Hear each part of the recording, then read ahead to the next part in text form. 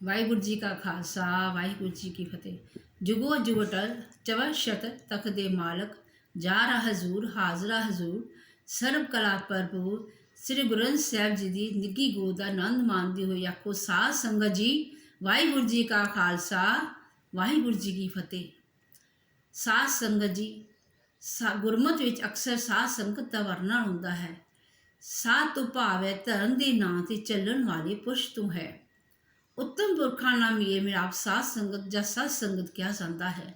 ਸ਼ਬਦੀ ਅਰਥ ਹਨ ਮਿਲ ਬੈਠਣਾ, ਬਿਨ ਭਾਗਾ ਸਤ ਸੰਗ ਨਾ ਲੱਭੈ, ਬਿਨ ਸੰਗਤ ਮੈਲ ਭਰੀ ਜੈ ਜੀਓ।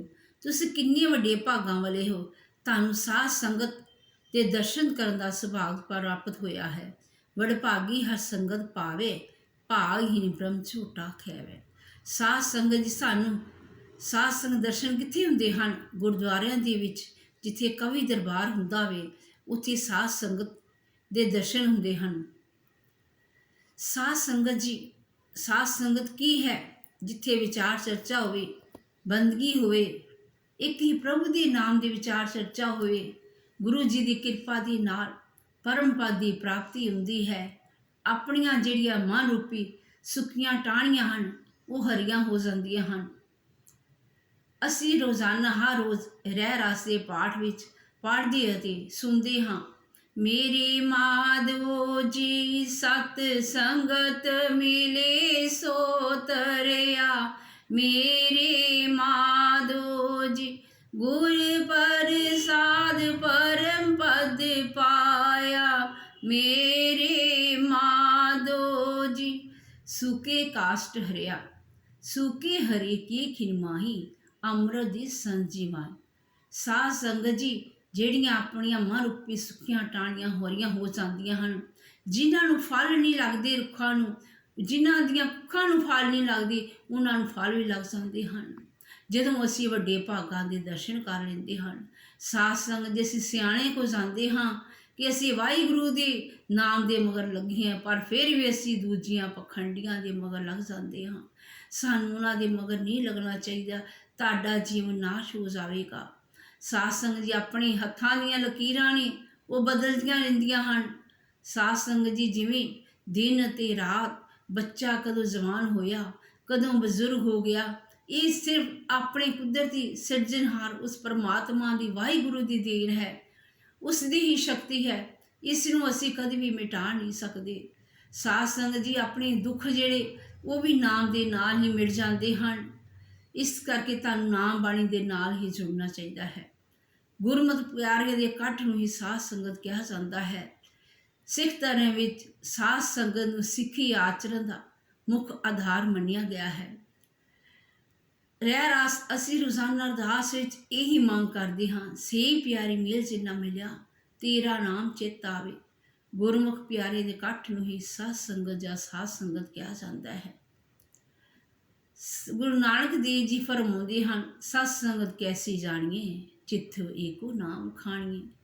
ਇੱਕ ਹੀ ਧਰਮ ਦੀ ਬੰਦਗੀ ਹੋਵੇ, ਉੱਥੇ ਇੱਕ ਹੀ ਨਾਮ ਦੀ, ਉਸ ਨੂੰ ਸਾਧ ਸੰਗਤ ਕਿਹਾ ਜਾਂਦਾ ਹੈ। ਅਸੀਂ ਵੱਡੇ ਭਾਗਾਂ ਦੇ ਜੋ ਦਰਸ਼ਨ ਕਰ ਲੈਂਦੇ ਹਾਂ, ਮੱਥੇ ਦੇ ਲੇਖ ਆਪਣੀ ਉਦੋਂ ਹੀ ਬਦਲ ਜਾਂਦੇ ਹਨ। ਇੱਕ ਵਾਰੀ ਹਰਗੋਬਿੰਦ ਸਾਹਿਬ ਜੀ ਘੋੜੇ 'ਤੇ ਜਾ ਰਹੇ ਸਨ। ਰਸਤੇ ਵਿੱਚ ਬੀਬੀ ਸੁਲੱਖਣੀ ਜੀ ਦੇ ਨਾਲ ਮੇਲ ਹੋ ਗਿਆ। ਉਹ ਕਹਿਣ ਲੱਗੇ, ਬੀਬੀ ਸੁਲੱਖਣੀ ਜੀ ਕਹਿੰਦੇ ਕਿ ਸਤਿਗੁਰੂ ਜੀ ਤੁਹਾਡੀ ਮਹਿਮਾ ਬਹੁਤ ਅਪਰੰਪਾਰ ਹੈ, ਮੈਨੂੰ ਪੁੱਤਰ ਦੀ ਦਾਤ ਝੋਲੀ ਵਿੱਚ ਪਾ ਦਿਓ। ਹਰਗੋਬਿੰਦ ਸਾਹਿਬ ਜੀ ਕਹਿਣ ਲੱਗੇ ਕਿ ਤੇਰੇ ਘਰ ਪੁੱਤਰ ਦੀ ਦਾਤ ਨਹੀਂ ਹੋ ਸਕਦੀ, ਕਿਉਂਕਿ ਤੂੰ ਆਪਣੀ ਮਰਜ਼ੀ ਨਾਲ ਨਹੀਂ ਆਈ, ਤੂੰ ਆਪਣੀ ਮਰਜ਼ੀ ਦੇ ਨਾਲ ਆਉਣਾ ਸੀ, ਕਿਸੇ ਦੇ ਕਹਿਣ 'ਤੇ ਆਉਣਾ ਸੀ, ਕਿਸੇ ਦੇ ਕਹਿਣ 'ਤੇ ਨਾ ਆਈ। ਕਿਉਂ ਆਈ? ਇਸ ਕਰਕੇ ਤੇਰੇ ਘਰ ਪੁੱਤਰ ਦੀ ਦਾਤ ਨਹੀਂ ਹੋ ਸਕਦੀ। ਕਹਿੰਦੇ ਆ ਕਿ ਸੁਣੋ ਸਭ ਦੀ ਕਰੋ ਮਨ ਦੀ, ਤੁਹਾਡੇ ਅੰਦਰ ਵਾਹਿਗੁਰੂ ਹਿਰਦੇ ਵਿੱਚ ਨਿਵਾਸ ਕਰਦਾ ਹੈ, ਕਣ ਕਣ ਵਿੱਚ ਵੱਸਦਾ ਹੈ।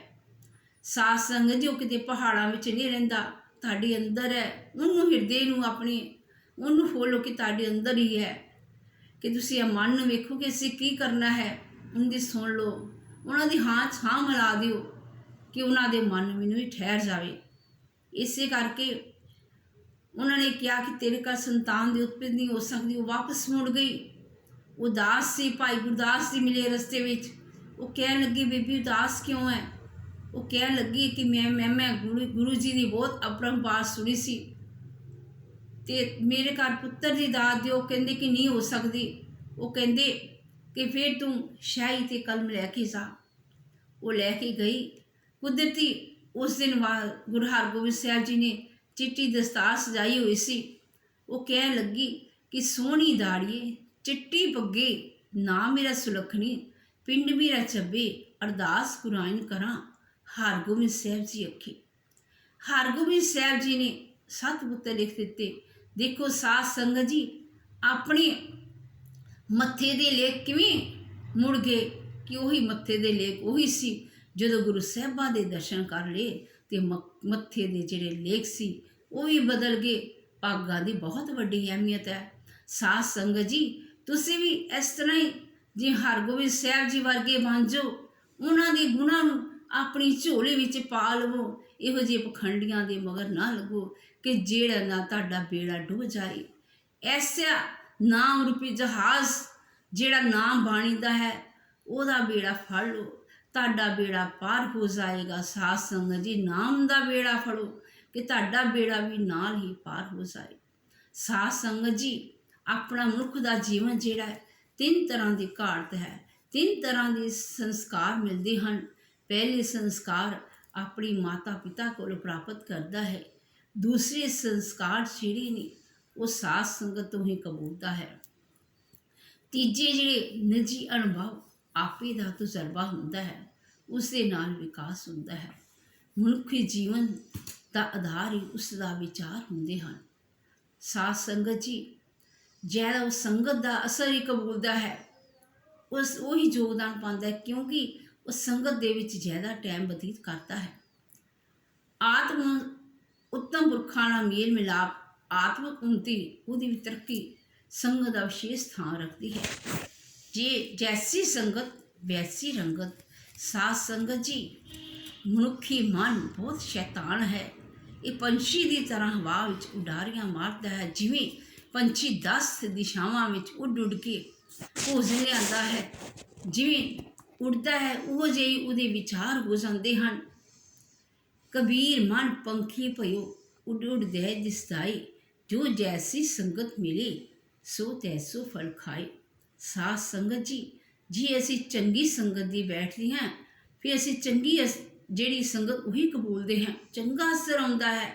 ਜੇ ਅਸੀਂ ਮਾੜੇ ਦੀ ਬਹਿਣੀ ਬਹਿ ਜਾਂਦੇ ਹਾਂ ਤੇ ਮਾੜਾ ਅਸਰ ਹੀ ਅਸੀਂ ਕਬੂਲਦੇ ਹਾਂ। ਸਾਧ ਸੰਗਤ ਜੀ, ਪੁਰਾਣੇ ਜ਼ਮਾਨੇ ਦੇ ਵਿੱਚ ਜਿਹੜੇ ਪੁਜਾਰੀ ਸੀ ਮੰਦਿਰਾਂ ਵਿੱਚ ਨਿਵਾਸ ਕਰਦੇ ਸੀ, ਰਿਸ਼ੀ ਮੁਨੀ ਜੰਗਲਾਂ ਵਿੱਚ ਤਪ ਕਰਦੇ ਸੀ, ਜੋਗੀ ਮੱਠਾਂ ਵਿੱਚ ਕਰਦੇ ਸੀ। ਇਸ ਤਰ੍ਹਾਂ ਪ੍ਰਤੀਤ ਹੁੰਦਾ ਹੈ ਕਿ ਉਸ ਵੇਲੇ ਸਾਧ ਸੰਗਤ ਦਾ ਰੁਝਾਨ ਨਹੀਂ ਸੀ। ਗੁਰੂ ਜੀ ਨੇ ਸਤ ਸੰਗਤ ਕਰਨ ਦਾ ਉਪਦੇਸ਼ ਦਿੱਤਾ ਤੇ ਸਿੱਖੀ ਸਿਧਾਂਤਾਂ ਨੂੰ ਸੇਧ ਦਿੱਤੀ। ਸਾਧ ਸੰਗਤ ਦੀ ਉਹਨਾਂ ਜਮਾਤੀ ਆਚਰਨ ਦੀ ਉਸਾਰੀ ਕੀਤੀ। ਵੀ ਸੰਗ ਹਾ ਪ੍ਰਵਰਤਦਾ ਬੁੱਝੋ ਸ਼ਬਦ ਵਿਚਾਰ, ਜਿਸ ਜਵਾਈ ਗੁਰੂ ਜੀ ਤੇ ਗੁਰੂ ਜੀ ਨਿਵਾਸ ਕਰਦੇ ਹਨ। ਵਿੱਚ ਸੰਗਤ ਹਾ ਪ੍ਰਵਰਤਦਾ ਬੁੱਝੋ ਸ਼ਬਦ ਵਿਚਾਰ। ਸਾਧ ਸੰਗਤ ਜੀ, ਮਨੁੱਖ ਨੂੰ ਕਰਮ ਯੋਗੀ ਬਣਾਇਆ ਗਿਆ।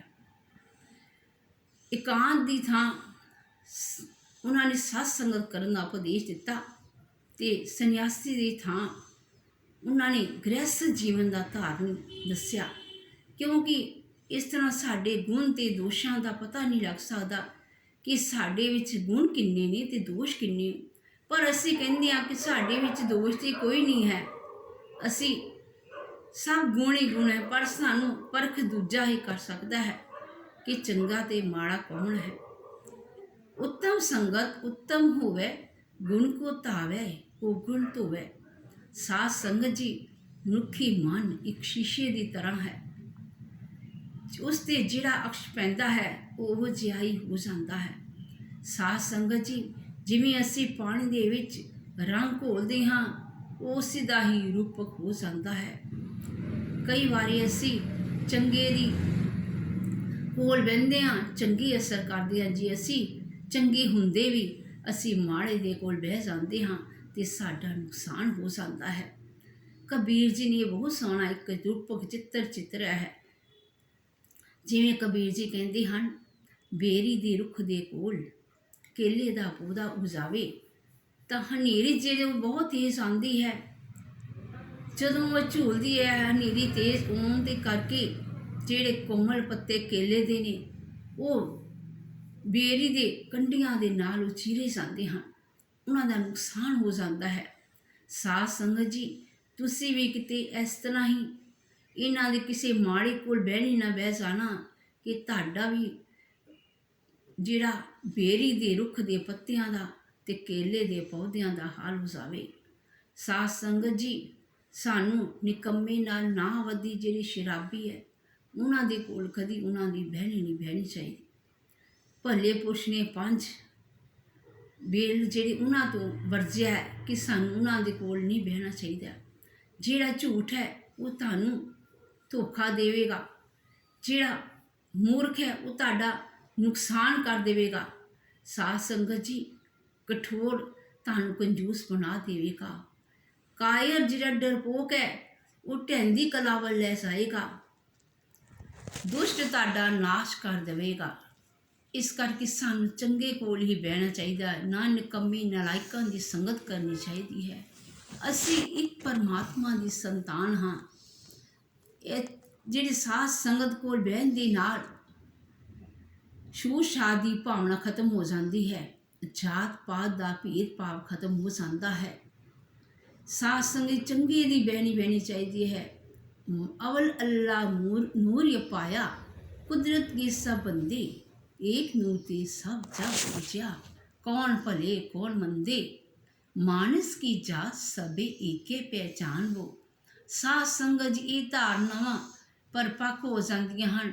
ਸੰਤ ਸਵਾਇਆ ਸਿੰਘ ਜੀ ਸ਼ਬੀਲ ਦੀ ਸੇਵਾ ਕਰਦੇ ਸਨ, ਅੰਮ੍ਰਿਤਸਰ ਤੋਂ ਤਰਨ ਤਾਰਨ ਜਾਂਦੇ ਸਨ। ਸਾਧ ਸੰਗਤ ਜੀ, ਉਹ ਬਹੁਤ ਉੱਚੀ ਸੁਰਤਾਂ ਦੇ ਮਾਲਕ ਸਨ, ਭਗਤੀ ਵਾਲੇ ਸਨ, ਗੁਰਸਿੱਖ ਨਿਤਨੇਮੀ ਸਨ। ਉਹ ਕਹਿੰਦੇ ਸੀ, ਕਿਸੇ ਦੀ ਨੂੰ ਹੀ ਮੰਦ ਭਾਗਾ ਸ਼ਬਦ ਨਾ ਬੋਲੋ ਕਿ ਉਸ ਦੀਆਂ ਭਾਵਨਾ ਨੂੰ ਠੇਸ ਪਹੁੰਚ ਜਾਵੇ। ਉਹ ਸ਼ਾਦੀ ਨਹੀਂ ਸਨ ਕਰਾਉਂਦੇ। ਸਾਧ ਸੰਗਤ ਜੀ, ਮਾਤਾ ਪਿਤਾ ਬਹੁਤ ਚਿੰਤਤ ਰਹਿੰਦੇ ਸੀ। ਉਹ ਕਹਿਣ ਲੱਗੇ ਕਿ ਤੂੰ ਸ਼ਾਦੀ ਕਿਉਂ ਨਹੀਂ ਕਰਾਉਂਦੇ? ਉਹ ਕਹਿੰਦੀ, ਮੈਂ ਸ਼ਾਦੀ ਨਹੀਂ ਕਰਾਉਣੀ, ਪਰ ਮੈਂ ਕਰਾਵਾਂਗਾ ਜ਼ਰੂਰ, ਪਰ ਆਪਣੀ ਮਰਜ਼ੀ ਨਾਲ ਕਰਾਵਾਂਗਾ। ਉਹ ਕਹਿਣ ਲੱਗੇ ਕਿ ਐਡੀ ਵੀ ਕੀ ਗੱਲ ਹੈ ਵੀ ਸ਼ਾਦੀ ਕਰਾਉਣੀ ਵੀ ਹੈ ਤੇ ਆਪਣੀ ਮਰਜ਼ੀ ਨਾਲ ਕਰਾਉਣੀ ਹੈ। ਏਡੇ ਵੱਡੇ ਭਗਤ ਬੰਦੇ ਹੋ ਕੇ ਕਿ ਮਰਜ਼ੀ ਨਾਲ ਸ਼ਾਦੀ ਕਰਾਉਣਗੇ। ਸਾਧ ਸੰਗਤ ਜੀ, ਉਹ ਕਹਿਣ ਲੱਗੇ, ਮੈਂ ਉਸ ਨਾਲ ਸ਼ਾਦੀ ਕਰਾਵਾਂਗਾ ਜਿਹਦੇ ਹੱਥ ਪੈਰ ਨਹੀਂ ਹੋਣਗੇ, ਮੈਂ ਉਸ ਨੂੰ ਆਪਣੀ ਪਤਨੀ ਬਣਾ ਕੇ ਮੈਂ ਉਹਦੇ ਨਾਲ ਸ਼ਾਦੀ ਕਰਾਵਾਂਗਾ ਤੇ ਮੈਂ ਉਹਦੀ ਆਪ ਖੁਦ ਸੇਵਾ ਕਰਾਂਗਾ।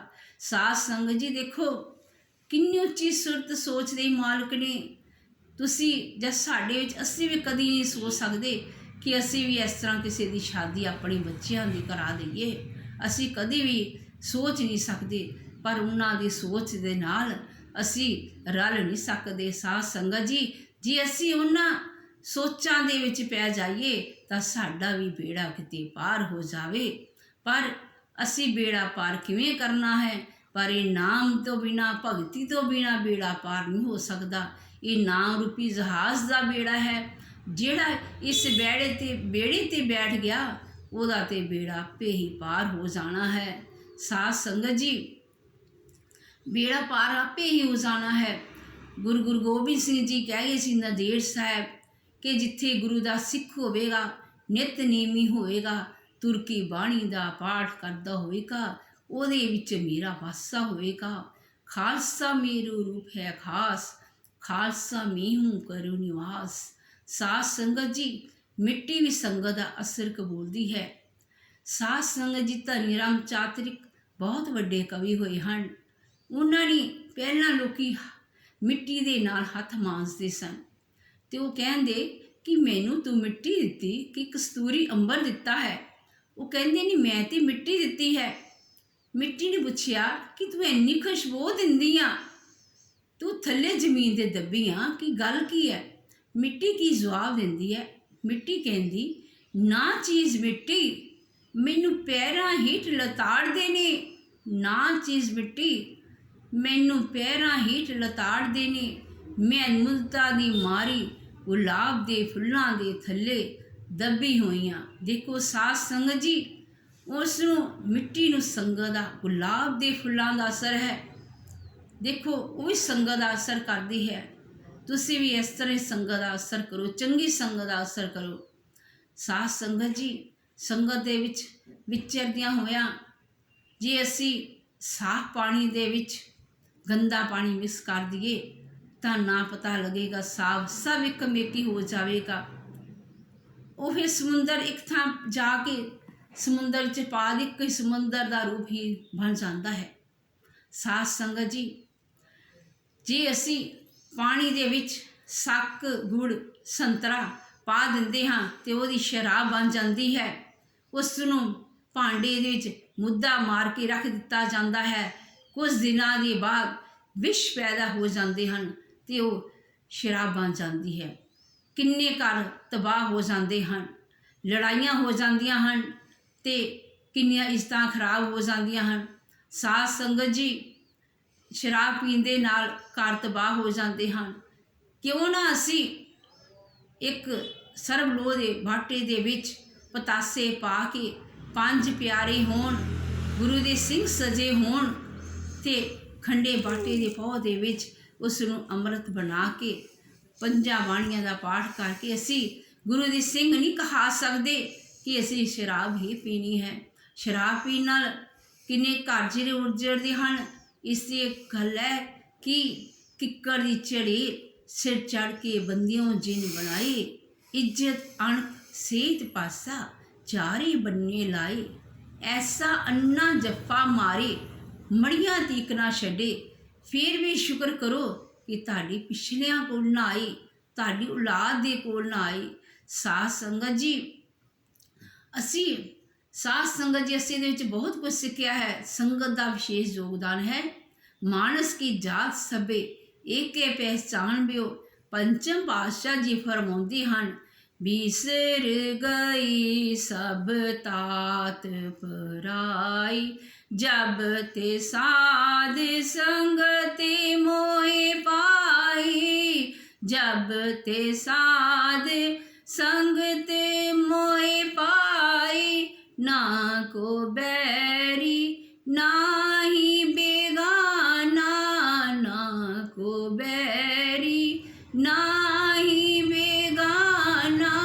सगल संग हमको बन्याई, सगल संग हमको बन्याई। वाहिगुरु जी का खालसा, वाहिगुरु जी की